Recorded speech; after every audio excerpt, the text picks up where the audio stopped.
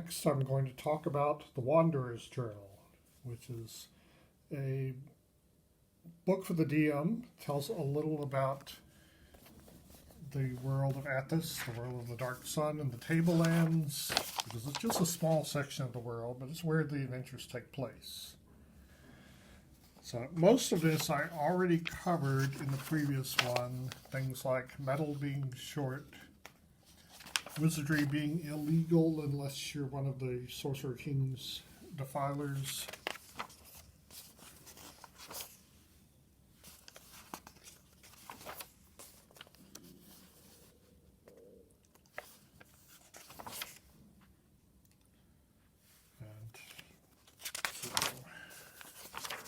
But still, pictures are kind of interesting.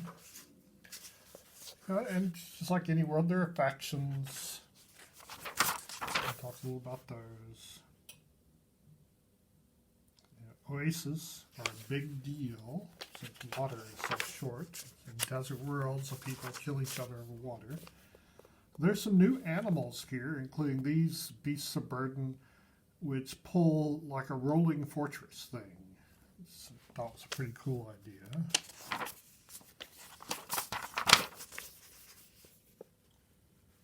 there's another one. This talks about the giant tribes, Thrycreen, the halflings. Doesn't this look like Mount Saleya from Star Trek? Another picture of life under the Darksun. And as I said earlier, the giants can wade through the Sea of Silt to get to the islands. So the islands tend to be inhabited by giants.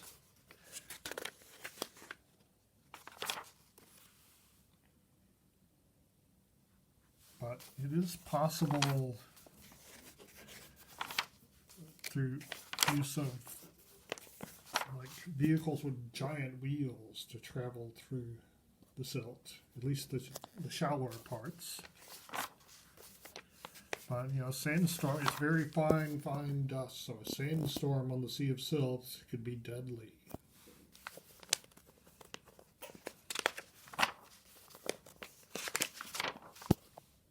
So mostly showing off the pictures here. There are lots of ruins, lots and lots of ruins. This is a post-apocalyptic world.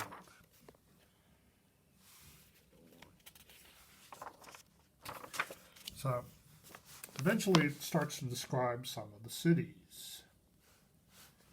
So first is Balak. This is like a Greco-Roman world where the Sorcerer King was democratically elected dictator for life, but because he's immortal, he's now reminding the citizens that their ancestors elected him dictator for life. Here's a picture of Balak. Now, Dry, way up here, is another one. And then down here next to this forest is Gold. Here's a picture of it. Picture of the palace. And Nibini at the other end of the forest.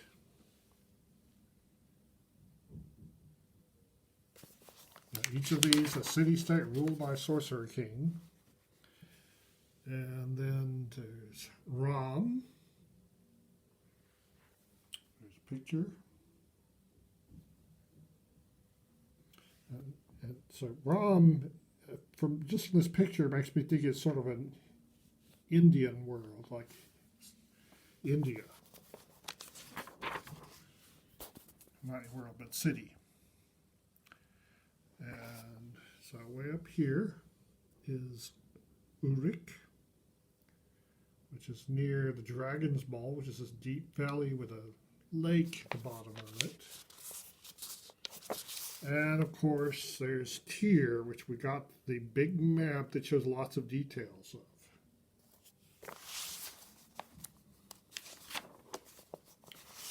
So it goes into some detail about some of the prominent villages and oases. which I'm not going to waste your time on, because if you're not going to play this game, you don't need to know all this. And, one of the problems of playing somebody else's game worlds, you didn't make it up yourself, so it's kind of hard. Here's a Thrycreen fighting some Gith.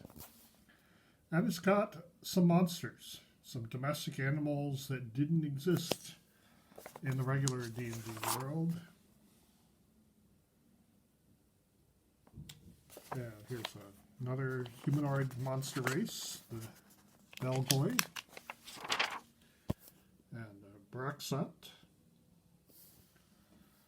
And there's only one dragon in this world, and it's really, really powerful. This is actually a weaker version than appears later.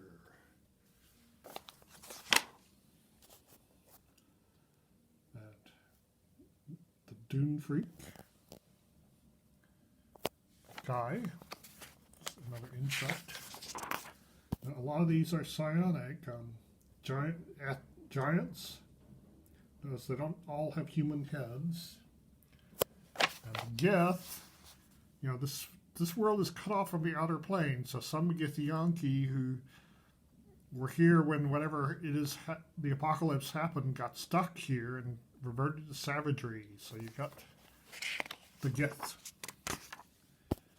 And the Timbo.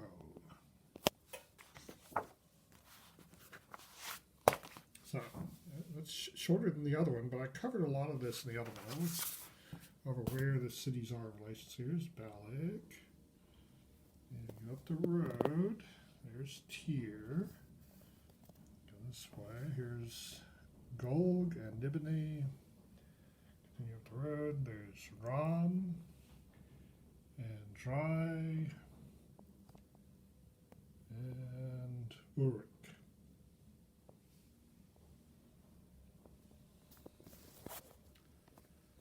So, Book 2 of Darksun.